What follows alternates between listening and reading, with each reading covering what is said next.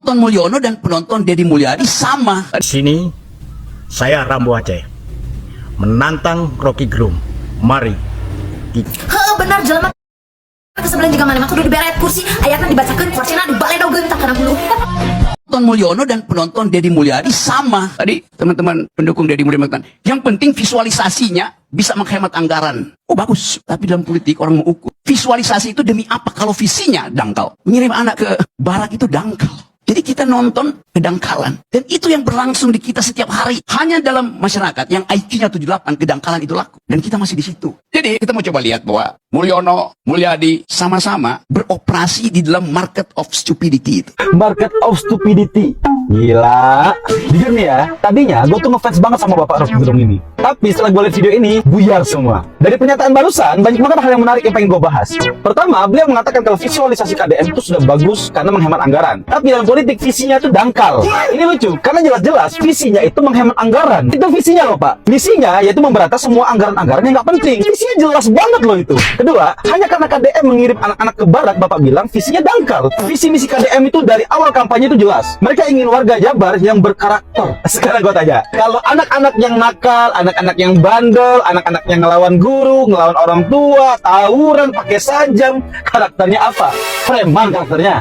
Makanya dikirim ke barak, biar selama di barak, karakter anak ini terbentuk. Yang mungkin tidak bisa didapatkan oleh anak ini di lingkungan keluarganya, lingkungan sekolah, lingkungan sekitar rumahnya. Oleh karena itu dibantulah pembentukan ini di barak. Yang paling menarik buat gua yaitu pernyataan beliau yang mengatakan kalau hanya masyarakat dengan IQ 78 yang menikmati ini. Berarti Bapak mengatakan bahwa 62% pemilih KDM pada Pilgub Jabar kemarin itu IQ 78. Yang mana IQ 78 itu masuk ke dalam kategori keterbelakangan mental. Wow, ini penghinaan buat warga Jabar loh Pak. Bapak sadar nggak soal ini? Untuk orang yang hanya lulusan L1 filsafat, yang bahkan Anda tidak diperbolehkan lagi mengajar di UI, karena syarat untuk mengajar di UI itu adalah magister, ini lucu. Orang-orang yang mengkritik harusnya bisa kasih solusi dong. Kalau orang yang mengkritik tanpa solusi itu omong kosong. Gue tuh sekarang masih bingung ya, kenapa semua orang berbondong-bondong mengkritik KDM? Gubernur di Indonesia tuh banyak loh. Kenapa KDM doang? Apa karena pergerakan KDM ini terlalu bagus, sehingga orang-orang yang punya kepentingan di masa depan, itu takut untuk bertarung dengan KDM, sehingga framingnya tuh dari sekarang gitu loh. Oh iya, Anda ini kan pernah bangun partai ya 2011 ya? Partai Serikat Rakyat Indonesia. Cuman nggak lolos verifikasi. Gue juga ingat, Anda ini pernah bilang kalau seandainya nanti Partai Seri ini bangkit lagi, Anda yang akan maju menjadi calon presidennya. Lucu. Assalamualaikum warahmatullahi wabarakatuh. Seluruh bangsa Indonesia. Di sini saya Rambo Aceh Nagan Raya ingin mengatakan bahwa Rocky Gerung adalah antek-antek manusia bajingan. Iya. Yang tidak senang dengan perbaikan bangsa Indonesia.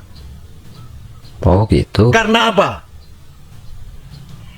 Karena Rocky Gerung mengatakan untuk Kang Deddy Mulyadi yang mengirimkan anak-anak nakal ke barak militer adalah misi dan otak dangkal.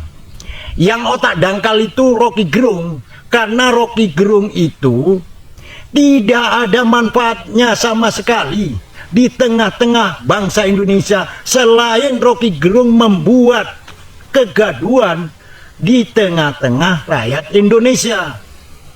Maka dari itu Rocky Gerung adalah pabrik kegaduhan di tengah-tengah rakyat Indonesia. Pabrik. Andaikan aku presiden, Rocky Gerung tidak lebih dari 20 menit sudah utenggelamkan. Sadis. Karena Rocky Gerung nggak tahu, nggak merasakan bahwa Tuhan Allah Subhanahu wa Ta'ala telah menurunkan putra-putra terbaik bangsa Indonesia yang memiliki jiwa baik, yang memiliki jiwa jujur, yang memiliki jiwa tegas untuk menuju Indonesia emas. Rocky Gerung nggak tahu, yang tahu membuat kegaduhan. Oh gitu Pak. Dan saya yakin Indonesia emas diawali dari Jawa Barat yang dipimpin oleh Kang Deddy Mulyadi dan akan diikuti di seluruh provinsi-provinsi yang ada di Indonesia. Dan saya yakin Allah akan nurunkan putra-putra terbaik bangsa Indonesia untuk memimpin rakyatnya masing-masing sesuai dengan tujuan dan keinginan Bapak Presiden Republik Indonesia Prabowo Subianto yang mempunyai jiwa baik, jujur, dan tegas menuju Indonesia emas. Coba Rocky Gerung berani mengatakan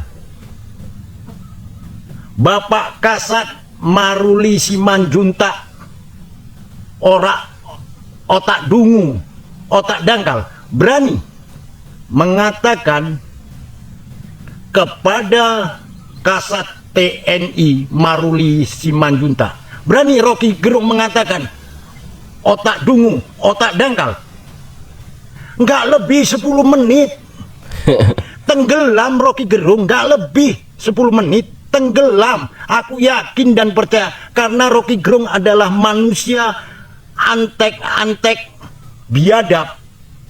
Wow. Yang dia ciptakan hanya kegaduhan, bukan untuk membangun bangsa Indonesia. Itu kalian bilang Rocky Gerung cerdas? Gak ada manfaatnya untuk rakyat Indonesia setiap ucapannya. Itu kalian Rocky Gerung cerdas? Di mana pikiran kita? Yang ada Rocky Gerung menciptakan kegaduhan. Di sini saya Rambo Aceh menantang Rocky Gerung. Mari kita debat. Aku nggak makan tembok sekolahan, Iya. tapi aku tahu arti kebangsaan. Tembok makan dimakan, Pak. Aku tahu arti kedamaian. Damai itu adalah indah. Sekali lagi, saya menantang Rocky Gerung. Berani kau mengatakan Kasat TNI otak dungu dan otak dangkal? Berani kau? Coba kalau berani kau lakukan.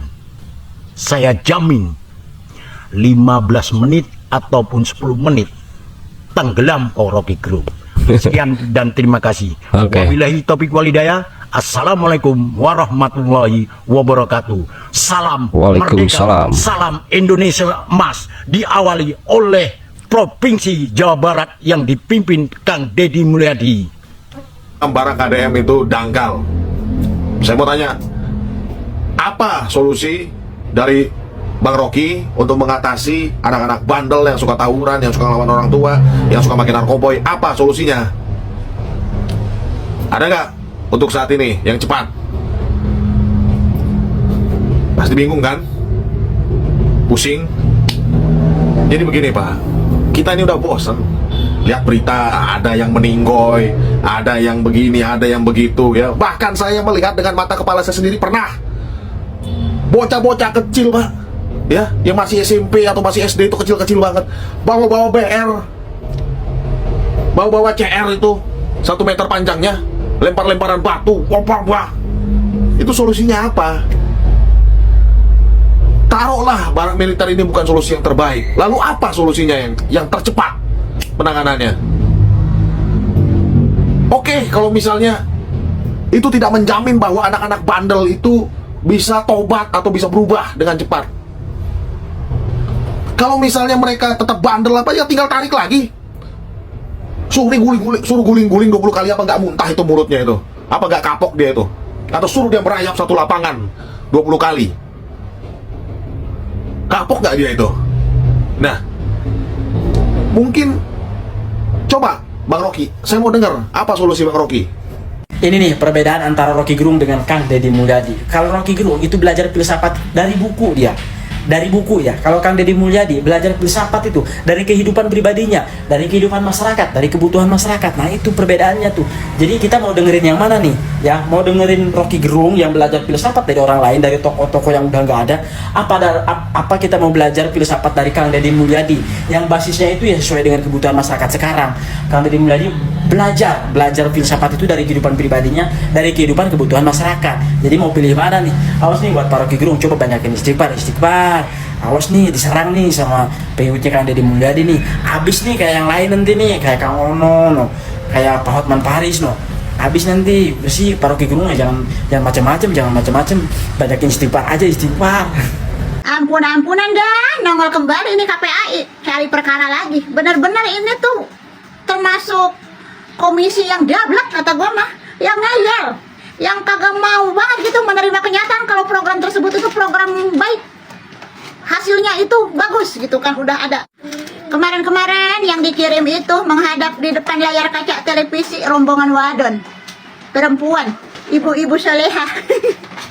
Sekarang bagian lanangnya, bapak-bapak Jasra Marja, wakil anak ketua, sama-sama itu pemikiran kolam dangkal. Nih, lihat aja pernyataannya di diskusi di TV One. Abang dah, lu pada kagak pengen ngiket tuh mulutnya, amang tuh ngetawel jidatnya, beneran dah. Masa orang ketagihan pengen memperbaiki mental, karakter, dihambat sih? Ya, makasih Mas. KPAI setelah 1 minggu pelaksanaan 2 program Bara ini mendatangi langsung Ke Barak? ke Bara, Mantau baik langsung? Purwakarta maupun di Dodik Bandung. Ya. Kita datang untuk menjalankan mandat pengawasan. Ada 3 hal yang kita lakukan. Pertama terkait kebijakan dan standar. Di awal kebijakan Pak Gubernur ini sudah melabel anak, kemudian mendiskriminasi anak, dan bahkan partisipasi anak pun tidak dibangun dalam program ini. Ya intinya mah warga itu yang dia omongin tuh yang terkait penemuan 6,7% yang itu, yang pernyataan anak-anak, sama yang katanya ada ancaman dari gurunya itu, yang kalau kagak ikut ke barak militer bakal nggak dinaikin kelas. Yang itu sebenarnya sih udah basi, itu udah dibahas beberapa kali. Itu lagi yang mereka bahas tuh. Heran. Sekarang gini Pak, di situ kan Bapak bilang Bapak itu udah datang kan ke barak militer berkunjung, baik di Dodik Purwakarta maupun di Dodik Bandung. Sekarang gini, mana bukti dokumentasinya? Mana? Sini. Coba upload. Lihatkan dokumentasinya. Ini tuh udah era digitalisasi Pak. Apapun itu kerja kita, laporan kita itu harus ada bukti digitalisasinya. Mau itu berupa video, mau itu berupa foto, mau itu berupa rekaman. Tapi yang paling menguatkan bukti itu tuh bukti video. Mana dokumentasinya? Gue tanya. Jangan hanya cuma modal omon-omon sudah datang berkunjung ke barak militer, terus kita wawancara anaknya, keluarlah ini, keluarlah itu. Ujung-ujungnya mah pelanggaran kebijakan ini, pelanggaran anak. Tanpa disertai bukti. Hoax berarti lo ya, ngadi-ngadi. Kalau kata Bapak ini kan cuma hayalan doang, cerita hayalan, cerita dongeng aja udah gitu ya. Intinya mah bukti, dokumentasi. Udah gitu kayaknya emang tim-tim KPAI ini tuh udah pada kuat malu ya. Udah pada putus urat malunya gitu. Di situ aja itu si Bapak, coba lihat di sekeliling lo Pak, udah pada cengar-cengir nanggepin pernyataan lo. Udah kayak badut ulang tahun aja lo yang lagi ditanggap.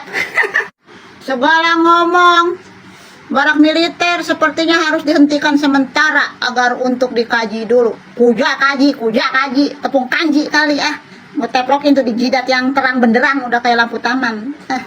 Yang ada yang harus dikaji ulang tuh bukan persoalan program barak militer kalau menurut gua mah, tapi lu pada KPAI ini yang harus dikaji ulang. Baik itu sama rakyat maupun sama anggota-anggota DPR tuh, kaji ulang tuh keberadaan KPAI.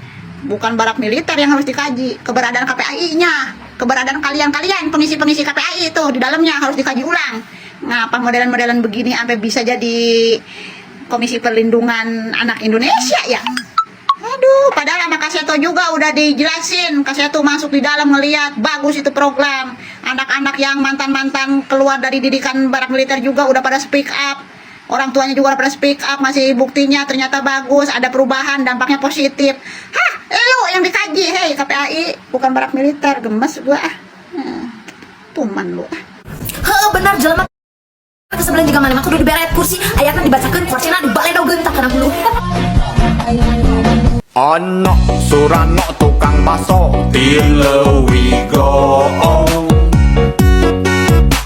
Ono Surano ti Sorodot Nincakti ono. Pak Dedi, selamat atas 100 hari kerjanya Pak Dedi, luar biasa. Tapi Pak Dedi harus tanggung jawab nih Pak Dedi. Sejak Pak Dedi jadi gubernur, saya juga jadi repot nih Pak Dedi gara-gara Bapak. Setiap hari, setiap detik saya harus translatein video Bapak ke suami saya Pak, yang orang Jawa. Suami saya Jawa Pak, hobinya nonton Pak Dedi sejak Pak Dedi jadi gubernur. Sejak Bapak jadi gubernur, dia jadi stalkernya Bapak Pak. Sampai video-video Bapak yang udah 3 tahun, 4 tahun yang masih pakai bahasa Sunda, dia nonton Pak. Dikit-dikit, ini Pak Dedi ngomong apa sayang? Ya Pak Dedi apa katanya? Lihat sayang, cina ini Pak Dedi. Tahu, aku juga udah belum nonton yang etama ya. Tapi akhirnya saya nonton, saya jelasin tuh Pak ke dia. Sebagai istri kan saya harus sabar ya Pak ya. Tapi ada batasnya nggak sih Pak? Tolong Pak, suami kayak gitu harus diapain Pak? Apa bawa ke barak Pak, belajar bahasa Sunda Pak?